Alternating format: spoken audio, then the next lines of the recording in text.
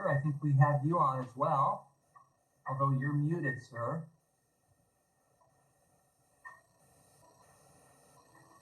Yes, Your Honor, I'm here. Okay, good. Well, there was an order of continuance, clerk's papers 483 from 12:30 for December 30th to today's date at 2:30 p.m. And it's on for a motion for contempt filed on December the 11th. And are both parties ready to proceed at this time? Yes, Your Honor. I am, Your Honor. Okay, and before we go forward, I just want to make sure, is there anyone else on this call that thinks that you have a matter on this Zoom call today? Because I want to make sure that if you're not in the right Zoom call, you get to the right Zoom call. Anybody? And we're certainly happy to have folks just listen in too. That's never an issue.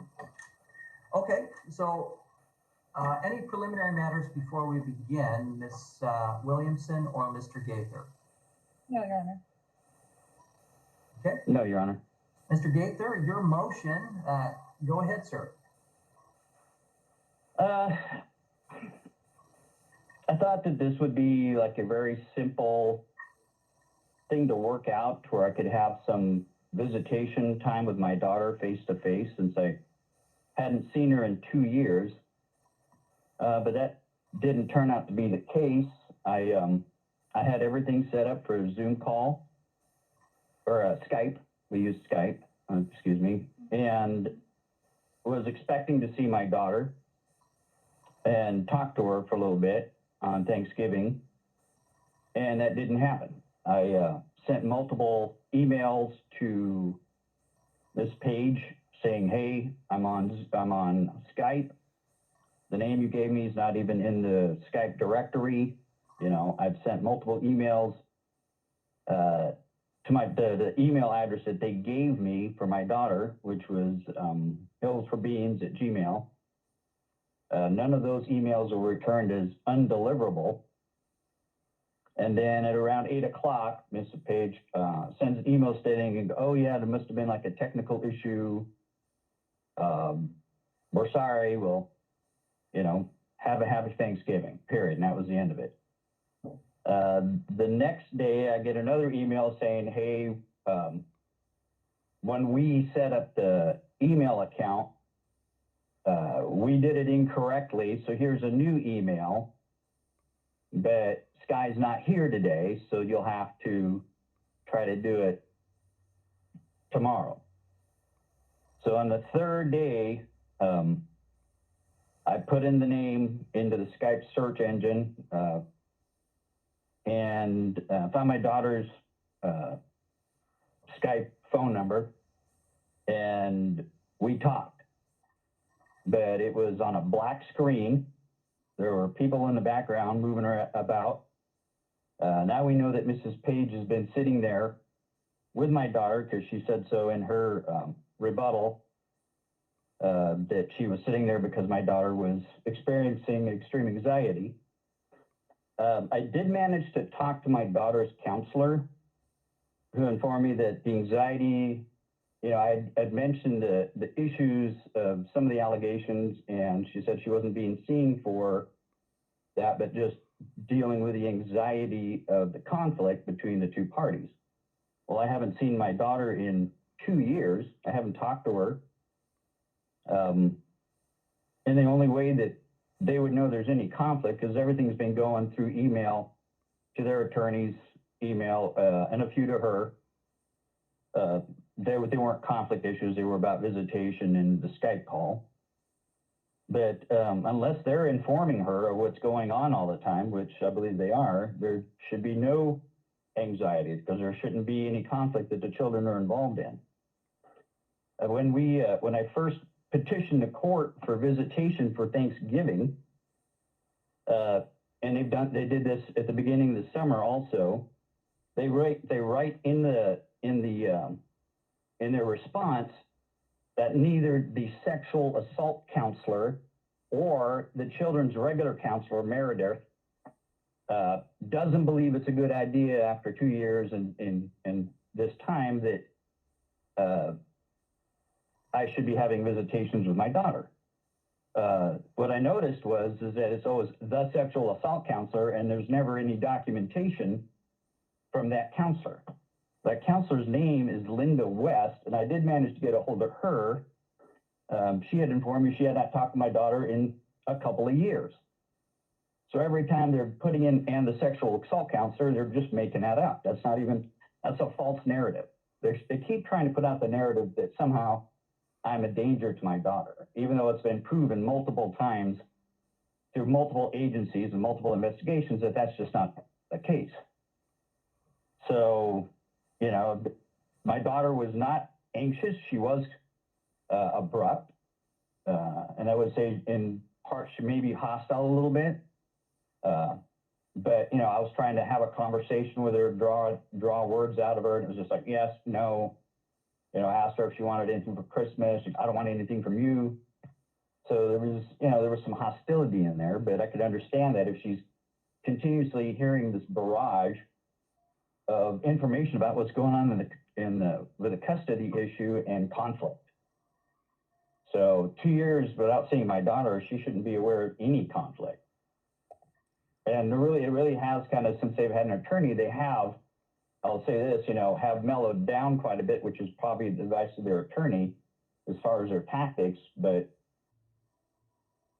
you know, the fact that they keep pushing the false narrative of a sexual assault, which never happened, and I think that's quite disturbing.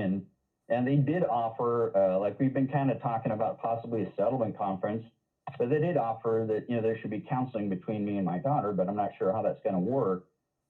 When you have these counselors getting a one-sided story until I send them documentation to show them what's going on. So, no, I did not get my call that day. In her rebuttal, Ms. Page states that my daughter incorrectly set up the email. I was unaware that it was my daughter's responsibility to make sure that happened. I believe that it was the responsibility of her mother, because the court order was to her mother to make sure that this happened, and it didn't happen. Okay, thank you. Ms. Williamson. Okay, well, Your Honor, I think Mr. Gaither has raised some issues regarding the relationship between Sky and himself and the cause of the strain in that relationship, which aren't necessarily before the court today. I think what's before the court today is whether Ms. Page violated the last temporary order that was entered specifically in reference to the Thanksgiving visit. So I'm going to try to focus solely on that issue. In order to make a finding of contempt, the court must find that a parent in bad faith has not complied with the court's order. The parent seeking contempt, in this case, Mr. Gaither, must prove that the other parent acted intentionally and in bad faith, and he must prove that by a preponderance of the evidence. We do not believe that he has presented sufficient evidence today to establish even a Basha case for contempt. Even if we assume that the court did make that finding, the burden then shifts to my client to show that she had a reasonable excuse for not complying with the court order. I think, as you can see from Ms. Page's declaration, the correspondence that occurred between the parties, which was actually offered as exhibits by both parties, that there was an attempt on Ms. Page's part to comply with the order. I don't think she indicated it was solely Sky's responsibility to set up the Skype visit. I think it's clear that she assisted Sky in doing that. But I don't believe that the evidence shows that the reason that it did not occur was because of something Ms. Page did, some intentional act on her part. I think it's unclear why it did not occur. There's no evidence to support that the failure of Sky to connect with Mr. Gaither on Thanksgiving via Skype was due to an intentional act or omission on the part of Ms. Page, or that her actions were in bad faith. In fact, it appears she attempted to remedy the issue by offering the makeup visit, and that visit did occur, which demonstrates good faith effort on her part to attempt to comply with the court order. You know, I understand Mr. Gaither's frustration with the process, and I understand he wants to see his daughter, and I think that's something that will likely happen. But as far as the contempt issue, I don't believe he's established a basis for contempt today. So we're asking that his motion for contempt be denied. Okay, and Mr. Gaither, since it's your burden, you get the last word, sir. Anything else you'd like to say?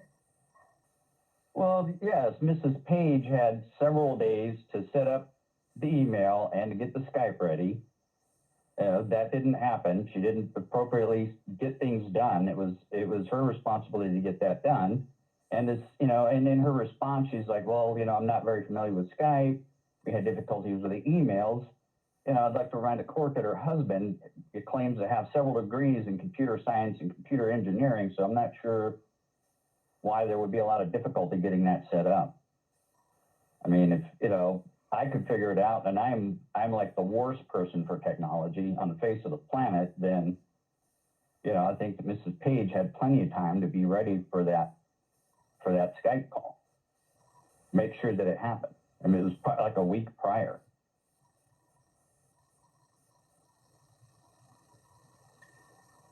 All right. Well, this is case number 12-300-6, and what's before the court today is whether or not, in bad faith, Alyssa Gaither Page violated the court's order. And again, so we're clear, this is the court's order from November 25th, 2020 that provided that Mr. Gaither have Skype visits with his daughter on Thanksgiving and on Christmas, the one on Thanksgiving at least didn't occur, although a makeup did.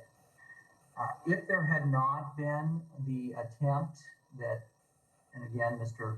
Gaither's honest about it, that there was an attempt to make up, this court would have found bad faith, but because of that, I'm not finding bad faith. And consequently, I'm not, even though there was a violation of the order, I'm not finding that it was contemptuous.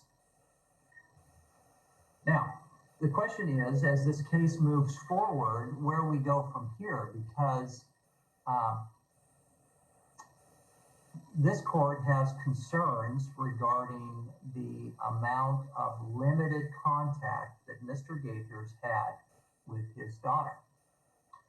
And so the court is going to schedule a review hearing for the parties to present a proposal for Mr. Gaither to have regular contact with his daughter, at least through Skype or email, Skype or phone or something like that. And we're going to go ahead and set that for 2:30 p.m. Next week. We're not going to wait a long time because the court, for the best interest of his child, needs to address that.